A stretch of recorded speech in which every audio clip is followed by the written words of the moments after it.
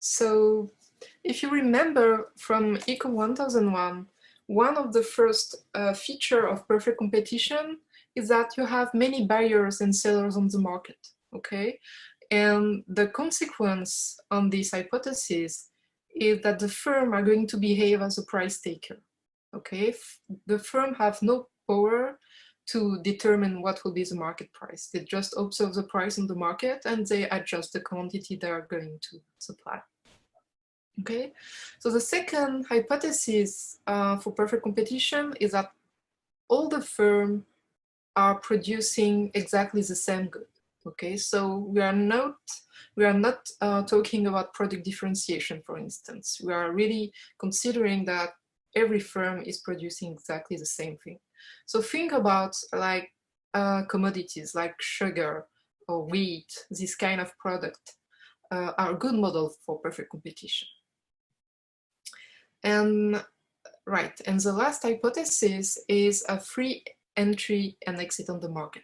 So that's an hypothesis that relates to the behavior of firms in the long run. So in the long run, we will assume that firms can freely enter or exit the market depending on the profit opportunities on this market. Okay, so that's those are the main hypotheses for perfect competition.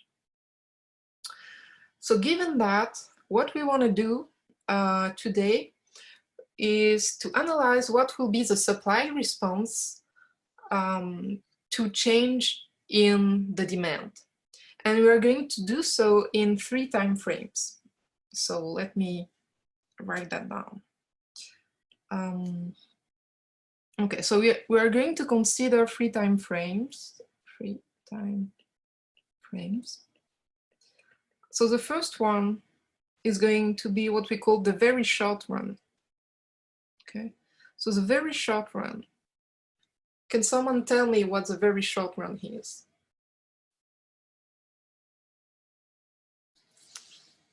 No. So basically, in the very short run, we are going to assume that the number of firms on the market is fixed. So I'm gonna say N fixed.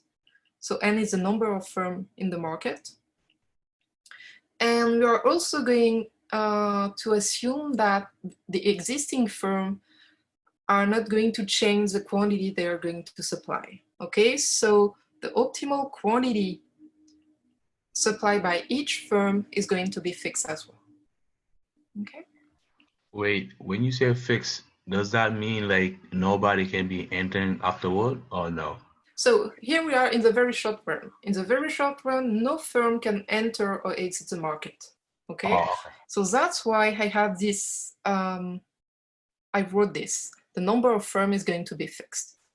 We have no entry and exit in the very short run. Okay. In addition to that, given that you have a fixed set of firms on the market, each individual firm is going to produce a given quantity Q star. And they are not able to change that quantity.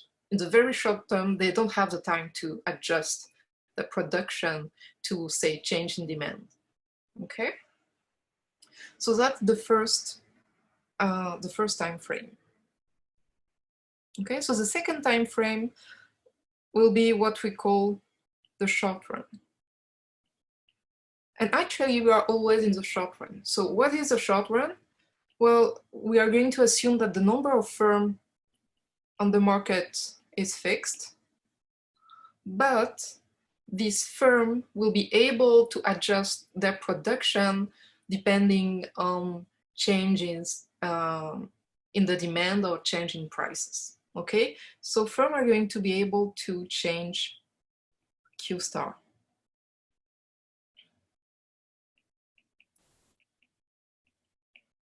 Okay.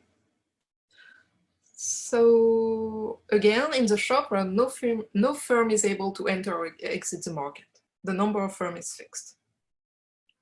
And then we're going to move to the long run. So the long run, remember when we talk about this distinction between short run and long run, when we talk about input factors, we said that in the short run, you can only vary the labor and capital is fixed. And in the long run, you can vary both capital and labor. So this is the same idea here. In the long run, you can increase the number of firms on the market. Firms are actually considered as capital. So in the long run, you will be able to vary N. So N can vary. Okay, so firm can exit the market or they can enter the market. And for existing firm, well, they can also vary the quantity they are going to supply. Okay. So distinguishing between very short run, and long run is very important when we analyze the dynamic of price on the market. So when there is a change in demand, it will have some consequences on the market, but these consequences are going to be different whether we are considering the very short run, or the long run. Okay, and that's the main purpose of today's class. It's to study what are the differences between these three time frames. So we can start with the first question of the problem set.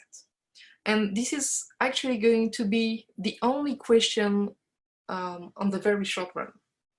So in the very short run, new firms may enter the industry, existing firms may change the quantity they are supplying, price and quantity supply is absolutely fixed, or quantity supplied is absolutely fixed. Okay.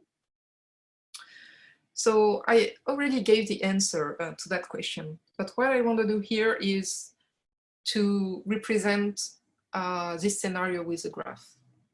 Okay, so in the very short run, we typically have this kind of graph. Okay, so we put quantity on the horizontal axis and price on the vertical axis. Okay.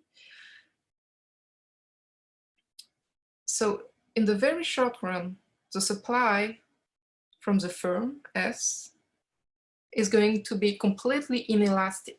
So it's going to be completely fixed and equal to a certain level, let's say Q bar. Okay, so fixed or inelastic. Okay, so I'm going to draw a demand curve. Okay, remember the demand curve is decreasing. Now the question is, what happens if there is an increase in demand in the very short run? Someone.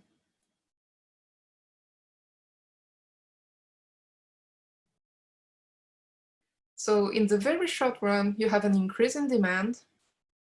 So initially your equilibrium is here.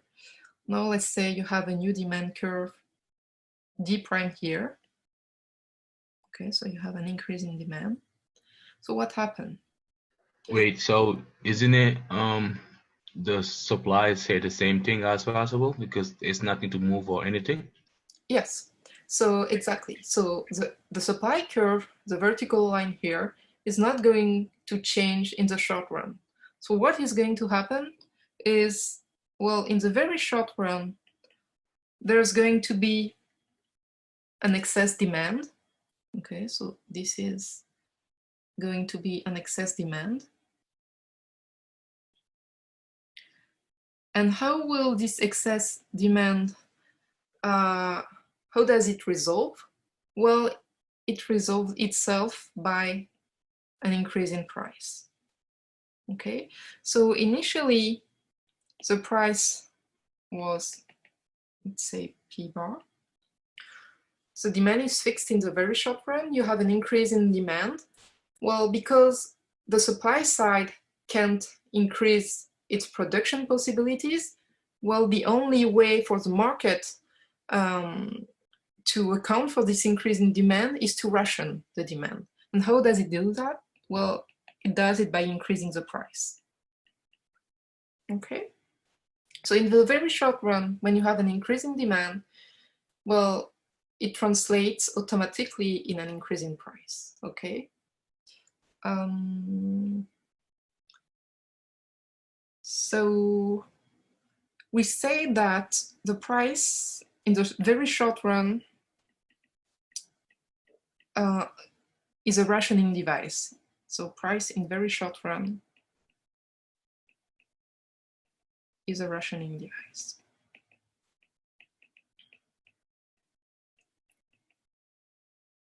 Okay. So do you have question on this? Okay, so that's basically it for the very short run. Now we're going to move to the short run. So let's move to question 2.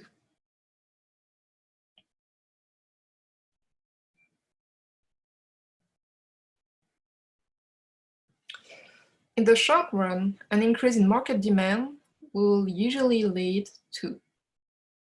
All right. So here again, we're gonna draw our supply and demand graph and see what happens in the very short run.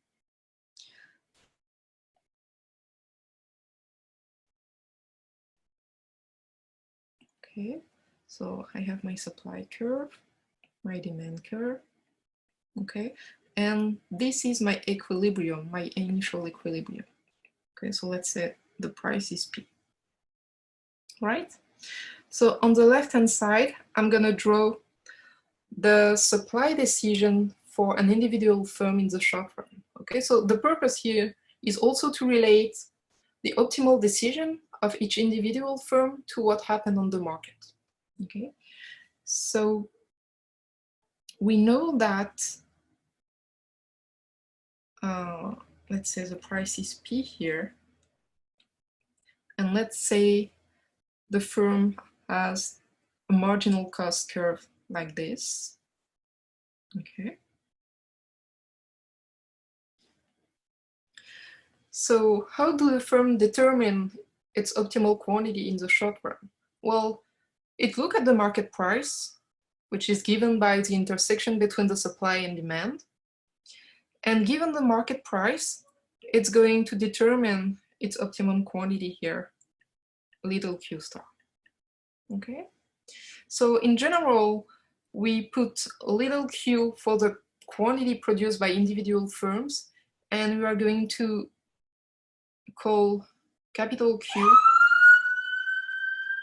the quantity produced on the markets, so the quantity produced by the industry. Okay. So now let's look at our scenario. In the short run, we have an increase in market demand. Okay, so I'm gonna draw an increase in market demand. So I'm gonna shift the demand curve to the right. Okay, so the demand increase from D to D prime. And my new equilibrium is here. Let's call it point B. Okay. So what happened in the short run? Well, the price, so the supply is fixed in the short run. Okay, the firm is not, you don't have new firm entering the market, but the firm, each individual firm is able to increase the quantity it supply. Okay, so now the price on the market is P prime because you have an excess demand. And for a price P prime, what is the optimal quantity produced by the firm? Well, the firm is going to increase its quantity produced to Q star prime. Okay, so in the short run, when you have an increase in demand, it will translate on the market by a price increase. So the supply curve is not going to move. And each individual firm is going to observe this increase in price on the market. And remember, because the optimal condition for each individual firm is to set optimal quantity such as price equals MC, then each individual firm will respond by increasing the quantity from Q star to Q star prime. Okay, so that's the dynamic of the price in the short run. Do you have a question on this?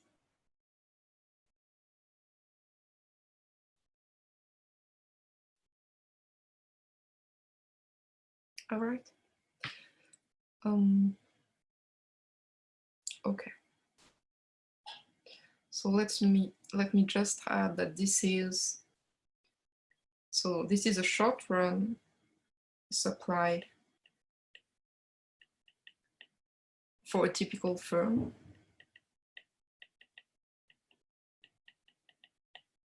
And this is a short run supply from the industry.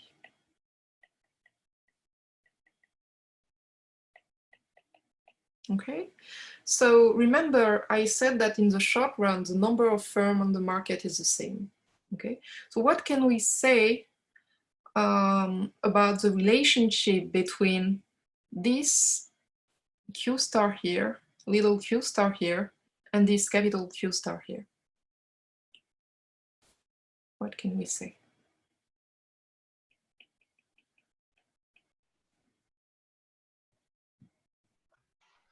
That as little Q star increase, also will also cause an increase on the big Q star, I think.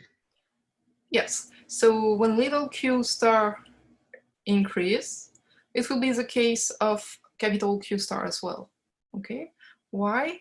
Because we said there are a fixed number of firms on the market. And how do we get this capital Q star?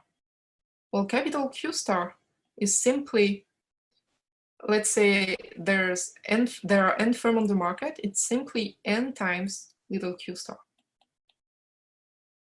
Okay.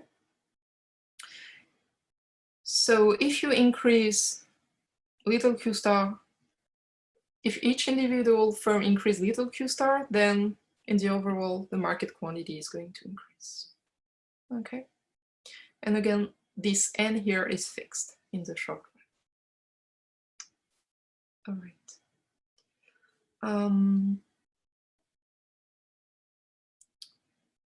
Okay, I think that's pretty much it.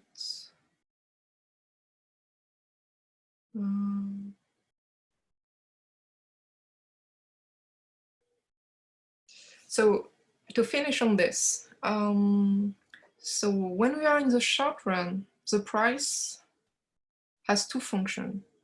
Okay, so here's a price serves as before to ration demand. So it prevents the demand to go too high, but it also has a function of signal for each firm to increase its production. Okay, so basically the price increase to prevent the demand to be too high, and at the same time, this increase in price is a signal to firm that they can increase optimally their production. Okay, so in the very short run, sorry, there are two functions for prices: to ration demand and to signal firm that they can increase or decrease their production. All right.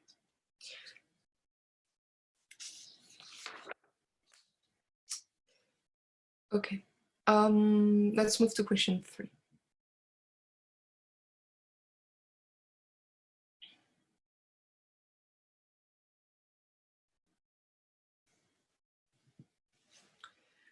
Okay, so in question 3, we have a graph.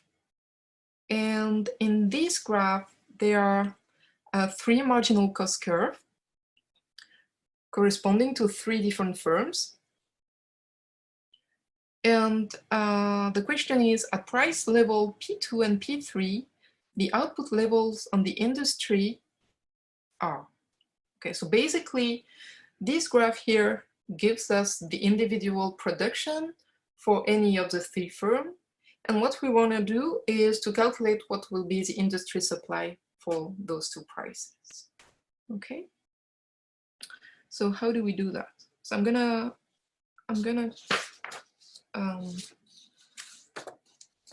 do a table. Okay, so we have 3 firms. Firm 1 produces Q1, firm 2 produces Q2, and firm 3 produces Q3. And we want to know what will be the market supply for 2 price levels, P2 and P3. Okay. All right.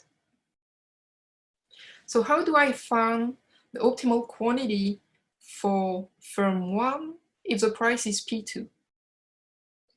Well, we know that the short-run supply curve for any individual firm is given by the marginal cost curve. Okay, so given that the price is P2, the firm will optimally react by producing the quantity given by the marginal cost curve. Okay, so when the price is P2, firm 1 is going to produce 2. Okay, now let's look at firm 2. So you look at marginal cost 2. When the price is P2, firm 2 is going to produce on the marginal cost 2, and it corresponds to a quantity of 5. Okay. You do the same thing for firm 3. Firm 3 is going to produce here, which is a quantity of 8. Okay, so what will be the market quantity at the price of P2? Well, you just make the sum of 8 plus 2 plus 5. That's going to be 15. Okay.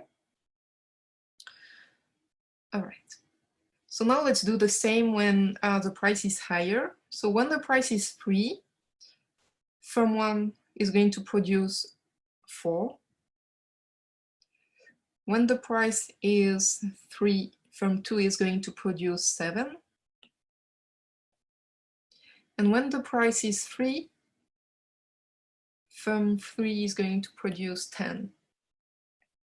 Okay, so the market quantity at P3 is going to be 21. All right, so here the answer is C. Question for you: what will be the optimal production for firm 1 if the price is P1?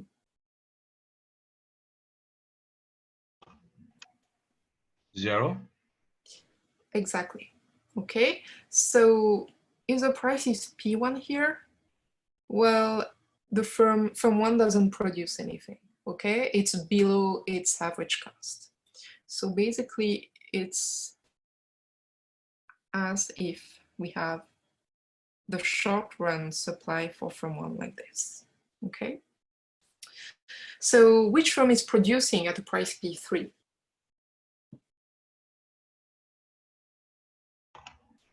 Wait, can you repeat that again, please? Which firm is producing at the price of P3? All of them. Oh, sorry, my question, yeah, was for price of P1. Oh, that will be number 3. Okay, so at the price P1, firm 1 and firm 2 don't produce anything, and firm 3, you're right, is going to produce 6 units. Okay, so what is the purpose of this table? Well, the purpose of this table is to simply give the number to draw the supply curve in the short run. Okay, so when the price is P1, the quantity produced on the market is 6. Okay, when the price is P2, the quantity produced on the market is 15. That here. Okay, and when the price is P3, the quantity produced on the market is 21. Okay, so what do we have here? Well, we have the short-run market supply. Supply in the short run. Okay.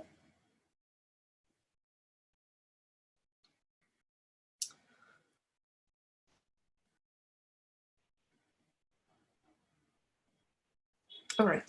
So what was the answer to question 2? Right, I didn't answer the question.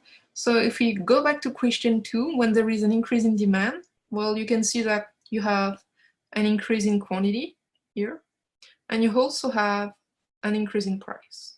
Okay, so the answer was increase in price and increase in quantity.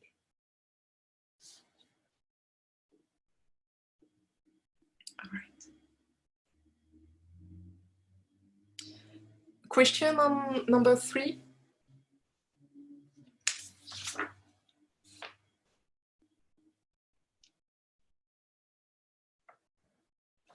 All right. So with this question, we have seen how to aggregate the individual production by any firm into the market demand. Now, in question 4, we are going to do the same, but using equation. Okay. So in question 4, it says we have 100 firms, and each firm has a short-run total cost with this equation. So all the firms have the same short-run total cost. And with this information, we want to compute the market supply curve. Okay. So how do we do that?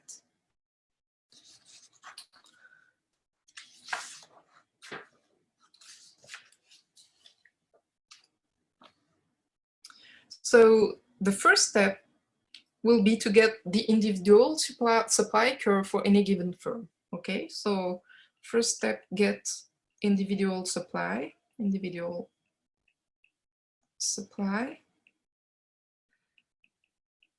for a typical firm. Okay, and then because we know they all have the same costs, we know they are gonna have the same supply, individual supply. Okay, the same Q star. So the second step will be to aggregate the individual supply and get the market demand. So aggregate individual supplies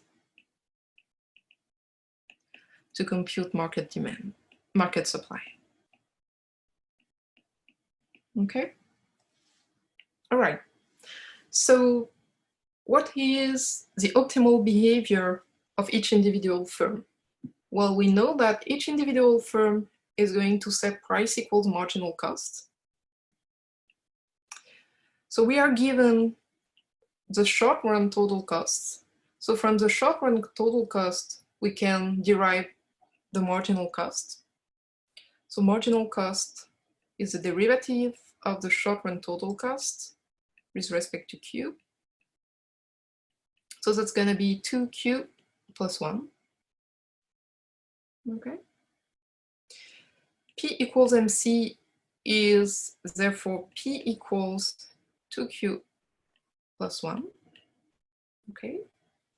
And when we want to express the individual supply of a particular firm, we want to tell what will be the optimal quantity produced for any given price. So I'm going to inverse this equation to express Q as a function of P and not P as a function of Q. So it gives 2Q equals P minus 1. That is Q equals 1/2 P minus 1/2. Okay. So that's the quantity supply by an individual firm. Okay, so that's the first step.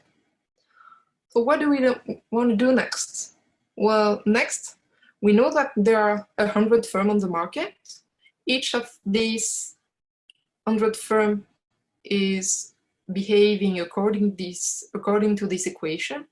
So we're gonna say that the market quantity, capital QS, is gonna be 100 times the individual quantity produced by each firm.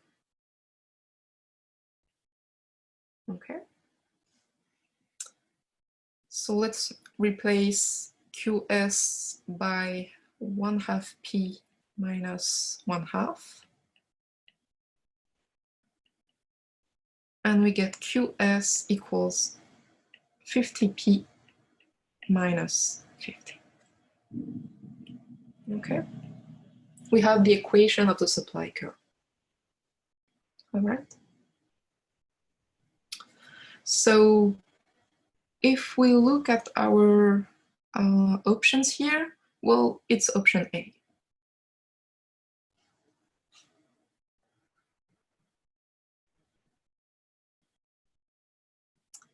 All right. Do you have a question on this?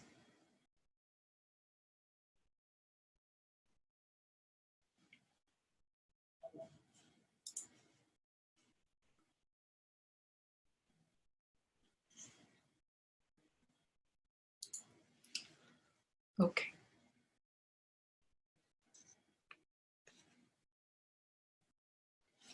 All right. So now you know how you can derive the market quantity from the individual supply by each firm. All right, let's move to question 5. Suppose there are 100 firms, each with short-run total costs. Okay, so that's the same scenario. We have the same short-run total cost function here. We have 100 firms, but we have more information. We know the market demand is QD and has this shape. So the first question is, what is the equilibrium price? Second question is, how much will be produced in the market? And the last question, what is the level of output for each typical firm? Okay. So how do we solve the first question? Well, we are going to use our answer in question 4. So in question 4, we derive the equation of the supply curve. In question 5, we are given the equation of the demand curve. So to find the equilibrium price, we're gonna look at the intersection between QS and QD, and we'll get the equilibrium price. Okay. So we have QS, it was minus 50 plus 50p, and QD is 1050 minus 50p. Okay, so equilibrium, the market equilibrium, as you know from Econ 1001, is defined by QS equal QD.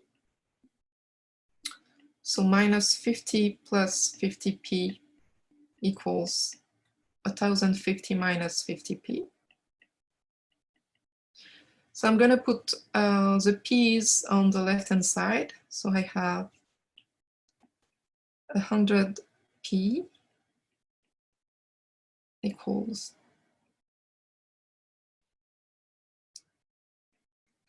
1100. Okay, so P star, the price in equilibrium, is 11. Okay, so we have the equilibrium price.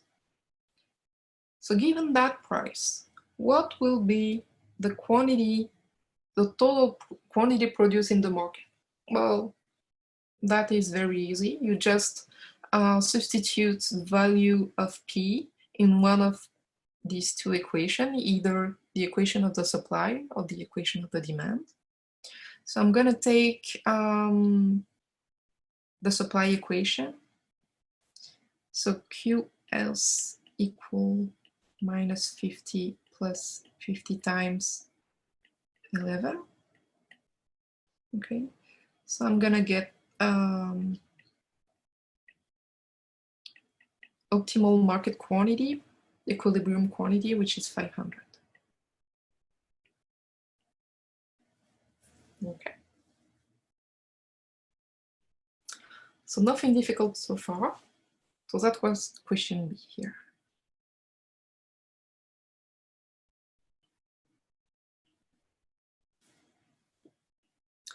Okay, so now question C. So now what we want to do is to start from the market equilibrium and to calculate what is the individual quantity produced by each firm. So there's two ways you can do that. So the easiest, I mean, both ways are easy. The first thing you can do is to say, well, I know that market quantity Q star is 100 times individual quantity little q star. So to get little q star optimal quantity produced by any firm, you just divide the total market quantity by 100. Okay, so you end up with 500 divided by 100, which is 5. Okay.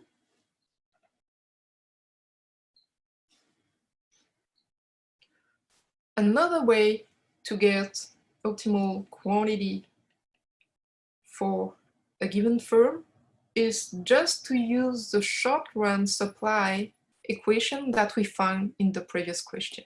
Okay, so in the previous question, we got the individual supply for a typical firm.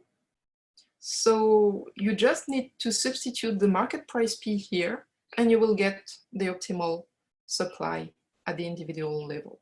Okay, so let's do that. So little q star was 1/2 P minus 1/2. So you replace P by 11. So you have 1/2 11 minus 1/2, which is 5.5 minus 0.5, which is 5. Okay, so you get the same result.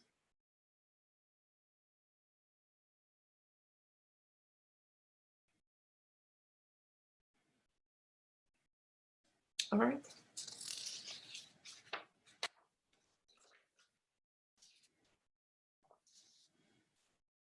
Do you have question on this?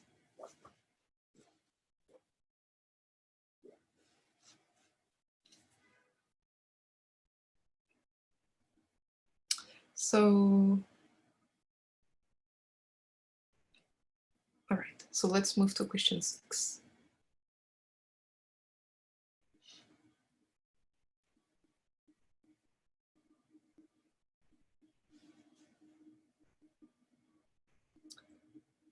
A demand curve will shift out for any of the following reason except.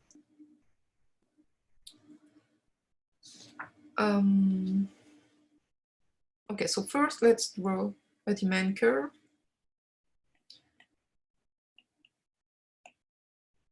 That shifts out. Okay. So what can be the reason why a demand curve shifts to the right? Okay. So there are basically 3, if you remember from Econ 1001, there are at least 3 determinants that shifts the demand curve. Okay. So the first one is, okay, so we're gonna focus on the case in which demand shift out. Okay, so the first determinant is preferences. Okay, so let's say that there's been an increased interest in organic food in the recent year, then the demand curve for organic food is going to shift out. Okay, so for any given price, people are willing to buy more organic food compared to non-organic food. Okay. So the second factor, second determinant is income. Okay. So basically, as you become richer, then you are willing to buy more of a given good at any given price. Okay, so that's going to shape the demand to the right as well. Okay, so these 2 determinants are straightforward. Okay, so option A is okay, and option C is okay.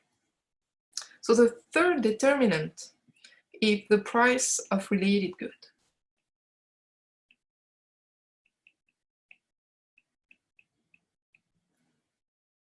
And here you have to consider 2 cases. First, the case where goods are complements. Okay, can someone remind me what are complements?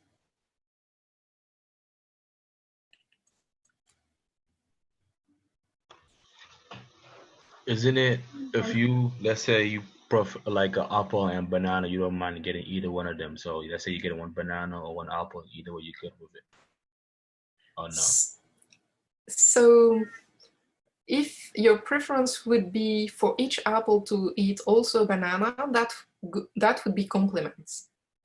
Okay, but if you say, well, I'm indifferent. Say again? Left shoe and the right shoe? Exactly, left shoe and a right shoe. Those are complements. Okay. Let's take the example of smartphone and apps. Okay. So let's say the price of smartphone increase. Okay. And let's say that on my graph here, I'm representing the demand for app. So what happened is the price of smartphone increase. What happened to the demand for application?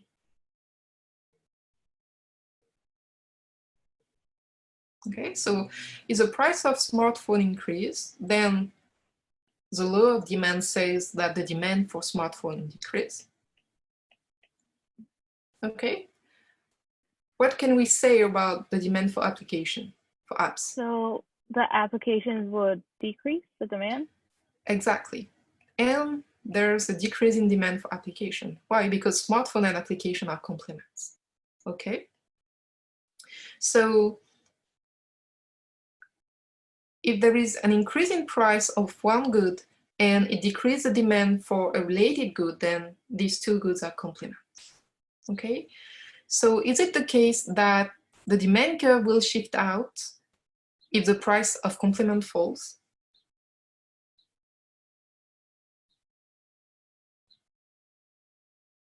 So yeah. Okay. So again, smartphone and apps are complement. Let's say the price of the complement smartphone falls. What happened to the demand of app? Well, if the price of smartphone falls, then there is an increase in demand for smartphones and an increase in demand for apps. Okay. So it is a case that the demand curve will shift out if the price of a complement falls. All right? Okay. So that one is okay. Last one, the price of a substitute falls. Okay. So substitutes. All right, so example of substitutes, let's say Coke and Pepsi. Okay, so imagine that the price of Coke decreases. What happened to the demand for Pepsi? Well, if the price of Coke decreases, well, there's an increase in demand for Coke. And what happened to the demand of Pepsi? It goes down. And exactly, because Coke and Pepsi are substitute, the demand for Pepsi is going to go down. Okay? Substitute. Okay, so a decrease in the price of a substitute is going to shift the demand in or out? In, exactly. Okay, so this is not true. Okay, so that's our option.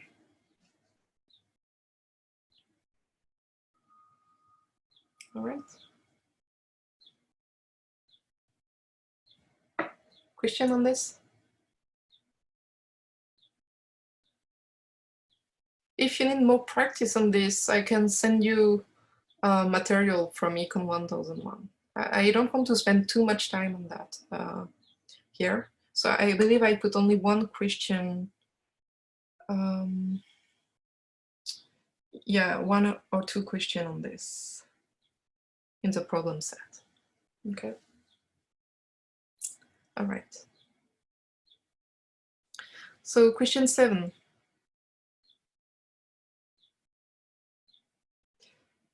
If the market for hula hoops is characterized by a very inelastic supply curve and a very elastic demand curve, an inward shift in the supply curve would be reflected primarily in the form of. Okay. So here you need to remember how to represent a very inelastic and a very elastic curve. Okay. So again, with this type of question, the first thing you want to do is to draw a graph. Okay. So we're going to draw the supply curve. So how do I draw a very inelastic supply curve? Someone. What does it mean for a supply curve to be very inelastic?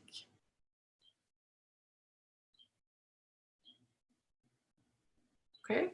It means that suppliers are not responsive to change in prices. In other words, they are going to produce a given level of output, whatever the market price. Okay. So if you want to represent a perfectly inelastic supply curve, you're gonna do this. Okay.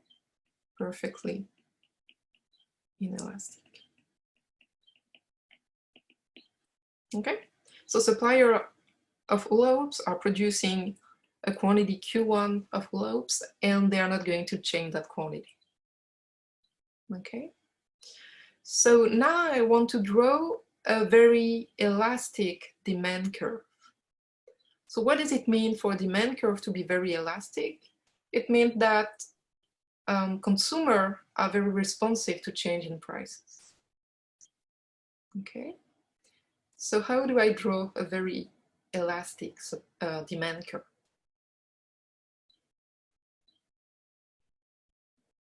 A horizontal line? Exactly, a horizontal line. Okay, so why? Okay, so according to price? Exactly. So I'm gonna draw here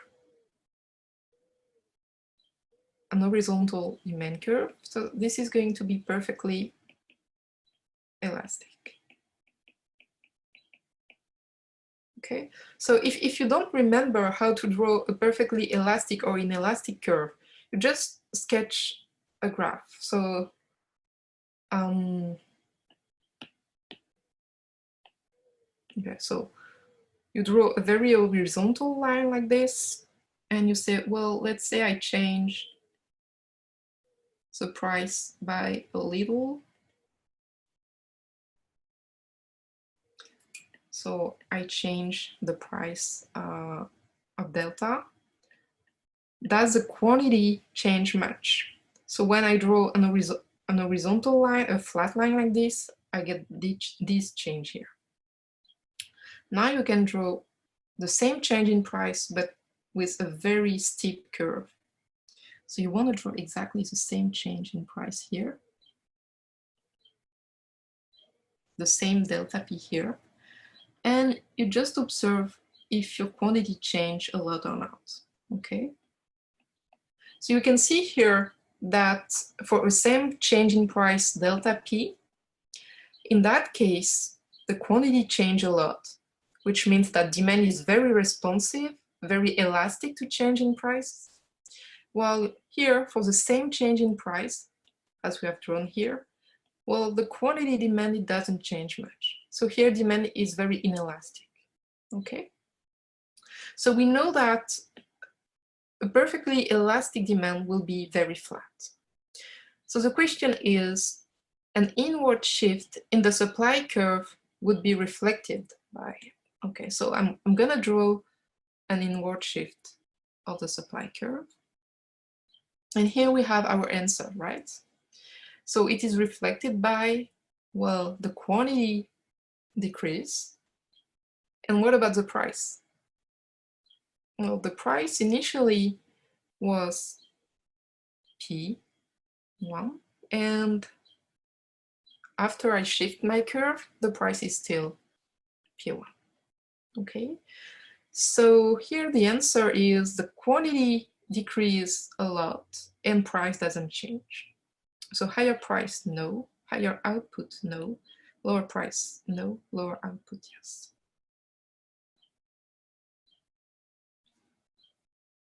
Okay. I have a really simple trick that might help people help remember which line is straight up and down and which one's side to side for inelastic and elastic.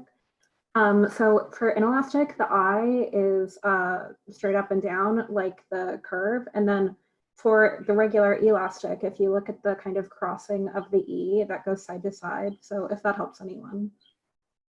Oh, I see. Okay. Well, thank you for the tip.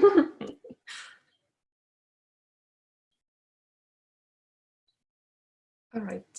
So, okay, well, we have done question 7. So question 8 is again a question on supply and demand, not very difficult, but I want to be sure that you remember how to deal with this kind of question. So here you're given a graph, and the first question is just to give the equation of the supply and the demand. Okay, so nothing difficult here. It's just to verify that you know how to do it. So let's start with the supply curve. So what is the general equation of a linear curve?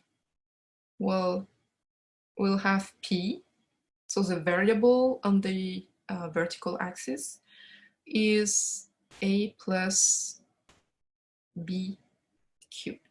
Okay, so here I have a plus, so I'm going to get the equation of the supply curve because the supply curve is increasing, so the slope will be positive. Okay, so how do I get the intercept? Well, I look at my curve and I see where this curve crosses the vertical axis. So for the supply, it crosses it at 10. So I will have A equal 10. And then I want to get the B here. Okay, so the B is the slope of my curve. How do I get the B? Well, the B is the rise over the run. Okay, so you take any 2 points on the supply curve. Let's say you take this point here and the equilibrium, and you're going to calculate the rise. Okay, so the change on the vertical axis, here it's 20, and you divide it by the run. So what is the run here? It's 40. Okay. Okay, and then you get the slope of your supply curve. It is 1/2. All right. So now we'll do the same for with the demand curve. So the demand curve is a decreasing function of the price, right? So here we'll get a negative sign. Again, A will be where the demand curve crosses the vertical axis. Okay, so A is going to be 70. And B is going to be, again, the rise over the ramp. So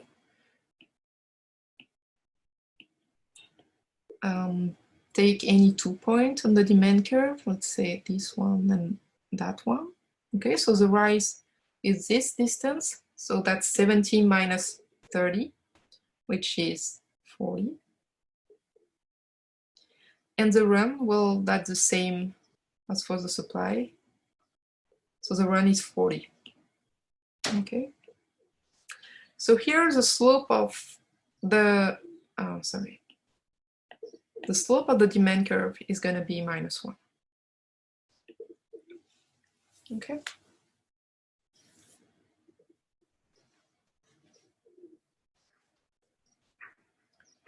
So that was question A.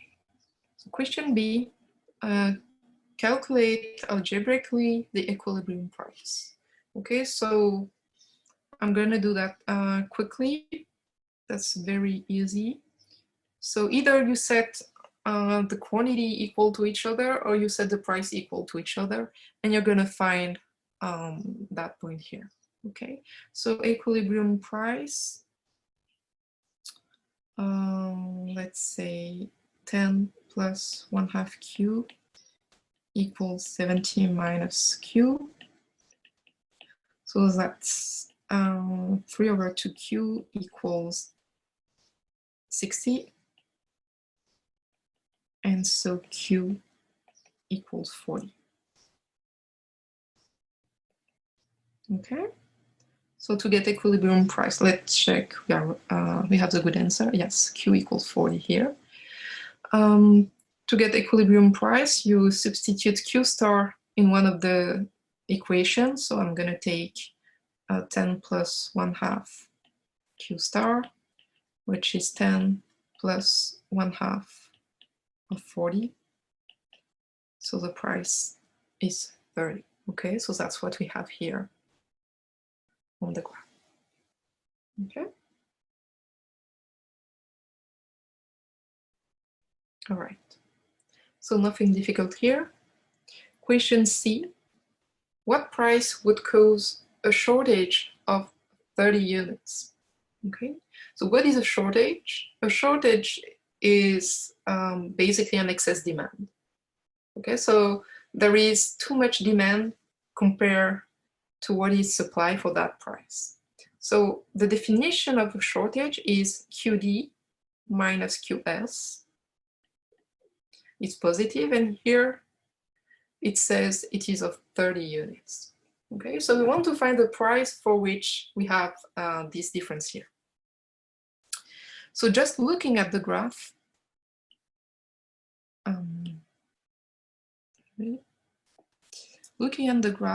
you can basically look at where the difference between the demand and the supply is equal to 30. So, okay, so you want to be somewhere, so let's say here and there. So here we can see that for a price of 20, demand is 50 and supply is 20. So you're going to get a shortage of 30, okay? So the idea is to find that algebraically. Okay. So QD minus QS. So the problem here is that we have the inverse demand curve. We have QS as a function of Q, PS as a function of Q. Okay, so we'll need to inverse that. So PS is 10 plus 1/2 QS. So you inverse that, and you end up with QS, let's say 1/2 QS equal PS minus 10, or QS equals 2PS minus 20. Okay, we do the same for the demand curve. So the demand curve is PD equals 70 minus Q. So QD is going to be 70 minus PD. Okay. All right. So QD minus QS is going to be 70 minus P minus 2P plus 20 equals 30. Okay. So I have minus P minus 2P, so that's 3P is going to be equal to 70 plus 20, which is 90, minus 30, which is 60. Okay.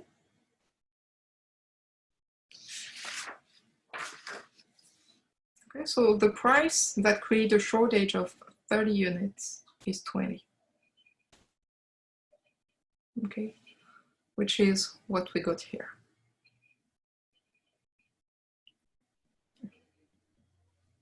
So what you did to get 60 is you substituted the P for the 30 units? Or So do you mean this step here? yeah, when you put the arrow to 3P, we equal 60. Yeah, so I've just added up the 3P. Oh, I see. Okay. And I put them on the other side of the okay. equation. Sorry. All right. Okay. Got it. Thank you. All right. Okay. Question on this? Well, that was a refresher. Okay, so let's move to question 9.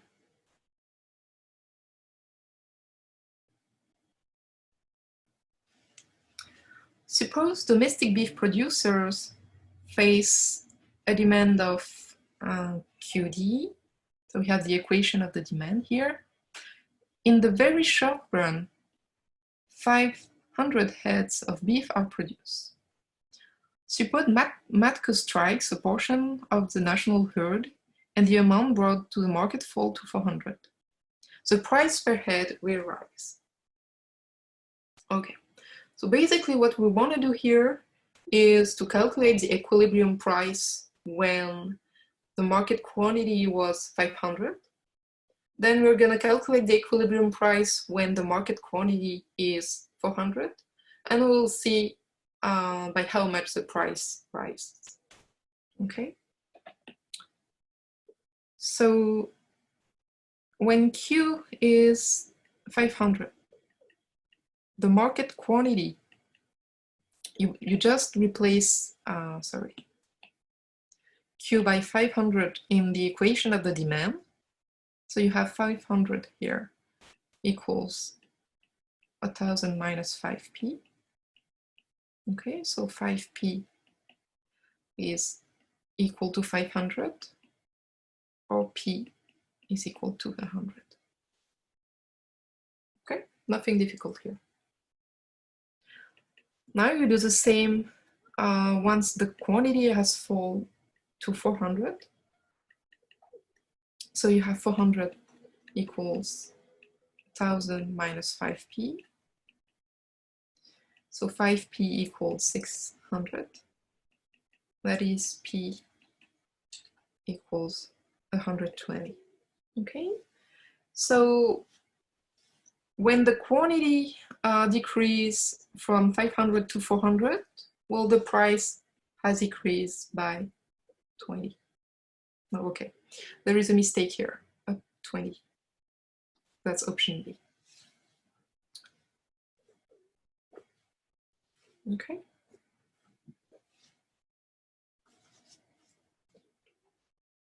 All right. Let's move to question 10.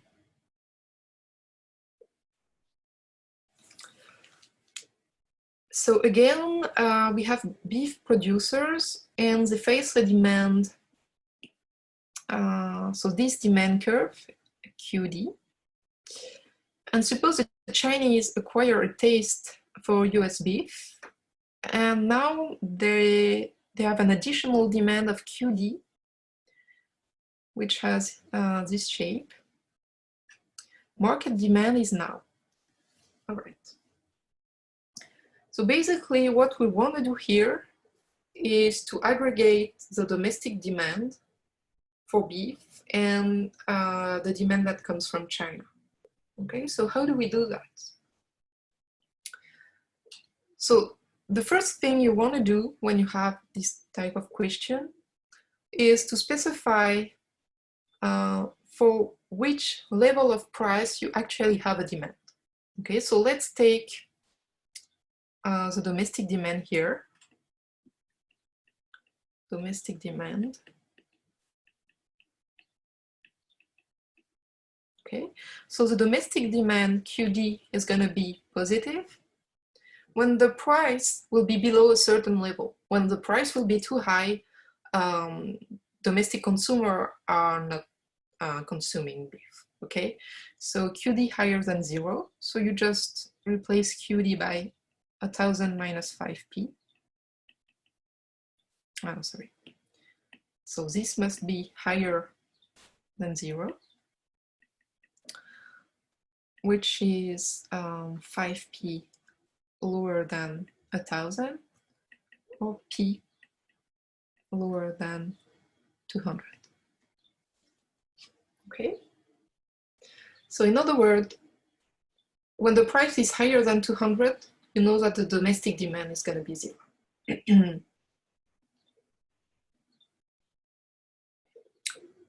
All right. Now let's do the same. Okay, so let's say, let's add QD equals 0 when price higher than 200. Okay. Now let's do the same for the Chinese demand. Okay, so demand from China is going to be positive when 500 minus 5p is higher than 0, which is p lower than 100. Okay, and demand from China is going to be 0 when p is higher than 100. Okay, so now we want to gather all this information. So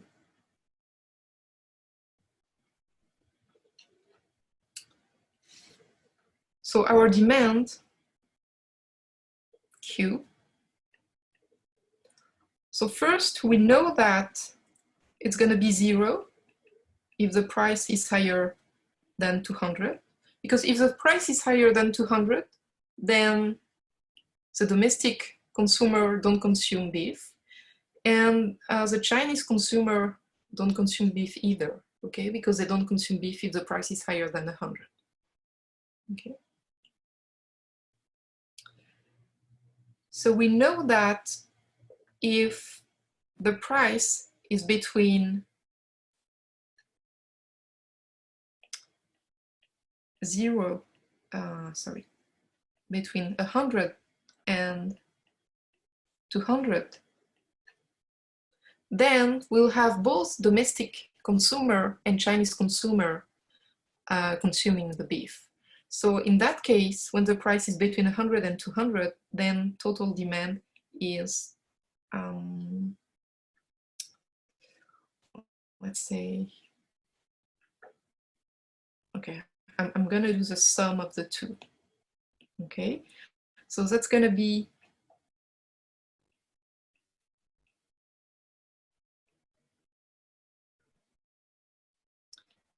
1,000 minus 5p plus 500 minus 5p. Okay.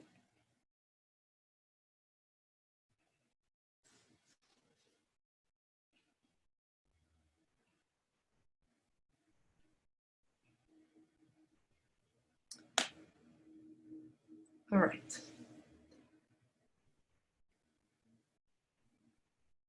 So now, what if the price is below 100? When if the price is below 100,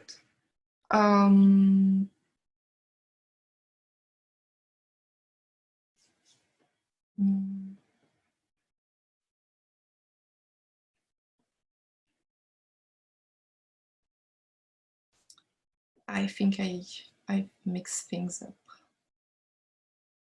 Okay, so domestic demand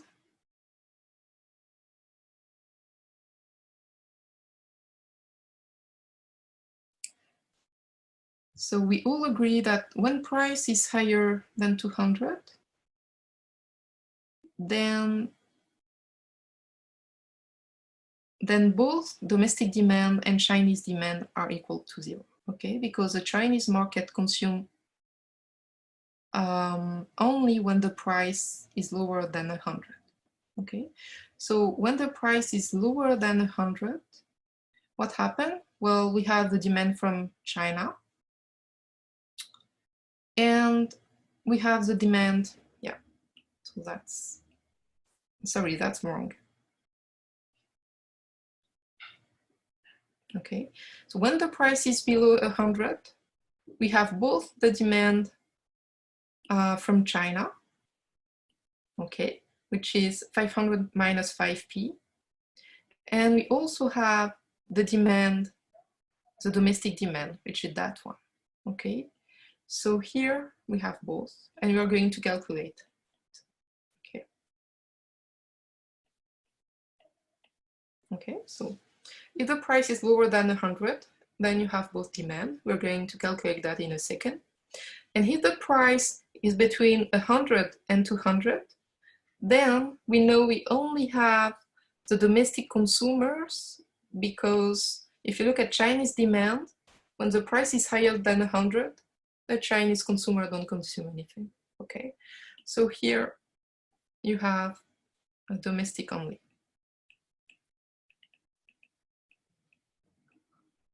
Okay, so this means that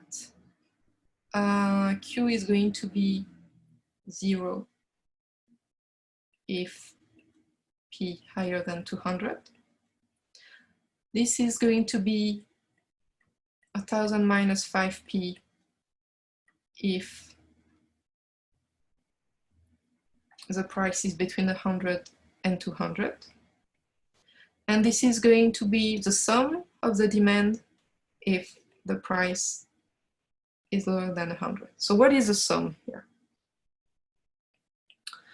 So that's 1000 minus 5p plus 500 minus 5p,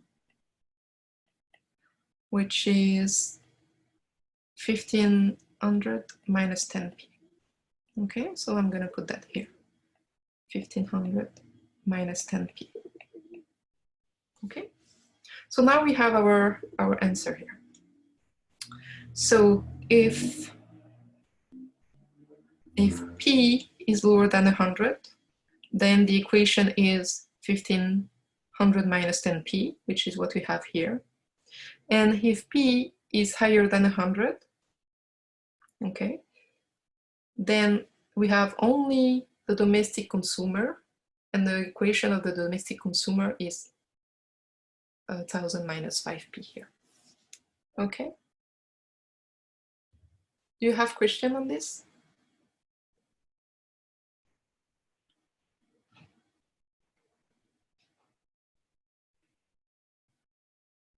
All right.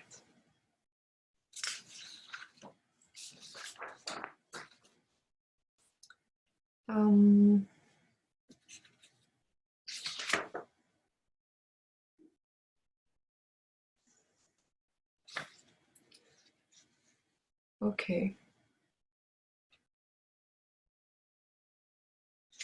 So we are at question 10. I wish I could go over the next question, but I suggest, as we are running out of time, I suggest that we take maybe, well, 10 to 15 minutes next time to do a couple of questions about the long run equilibrium, because this is really important. And next time we're also going to cover monopoly, but I believe we will have the time to do both.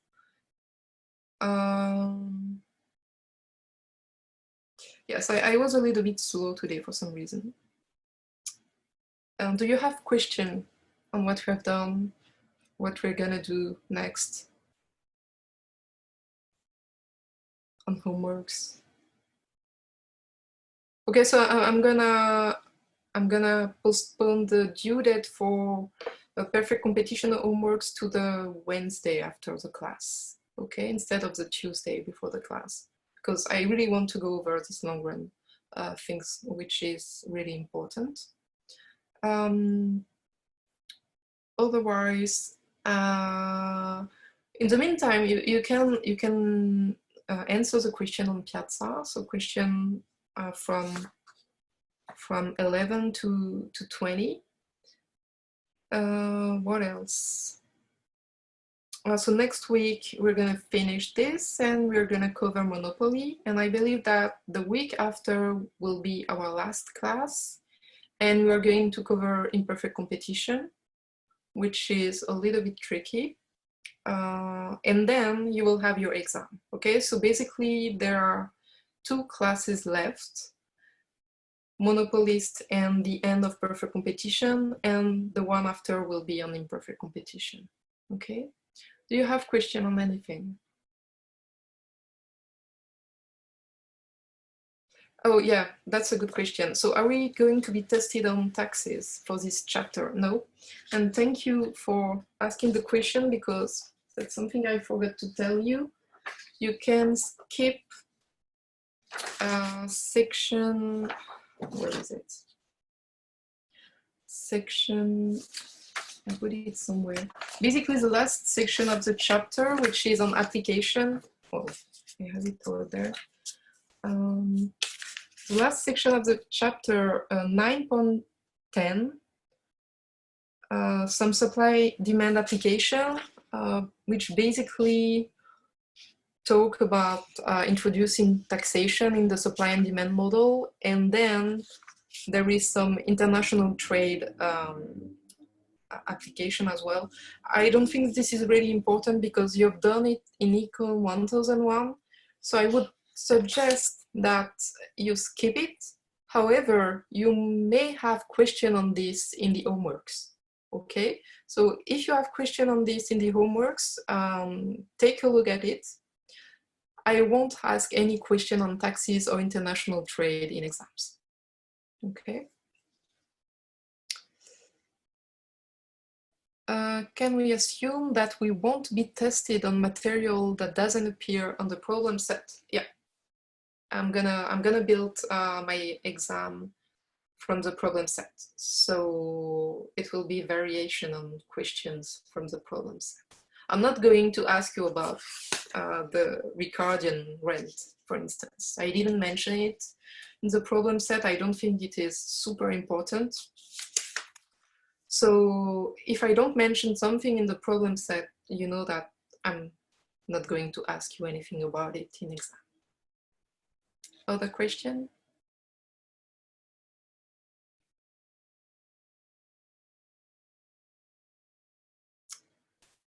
Okay.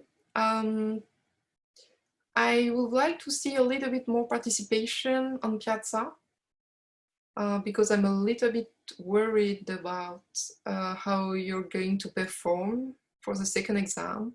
Although I'm not going to make the exam very difficult, but it still requires some amount of work for you to succeed. So I know it's difficult to stay motivated at the moment. I have also motivation issues, so I understand. So if there's anything I can help to help you increase your participation on Piazza. My only concern is to be sure that you are really keeping on with the problem set, okay? Because you really need to understand the material that we are covering, okay? Question? All right. Would it be possible to have a review session or study guide?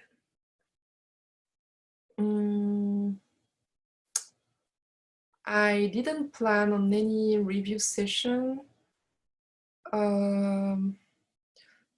Something I could do, but it has to come from you. So basically, if there are some questions from the problem set that you don't understand, or some concept that you don't get, then send me an email. And if I receive a sufficient amount of email, then I can set up a kind of, short review session where I go over your questions. That's something I can do. But because the exam will be very close to the problem set, I don't see the point of creating additional material with additional questions for you to work on for the exam. I think that would be a loss of time. But again, if you have questions that are unclear for you, we'd be very happy to go over them again and to set up another online session. I mean, when it's convenient for you to go over them. Okay? All right. All right. So good luck with everything. Stay motivated. And I'll see you next Wednesday. Yeah, stay safe, everyone. Bye-bye. See you. Bye.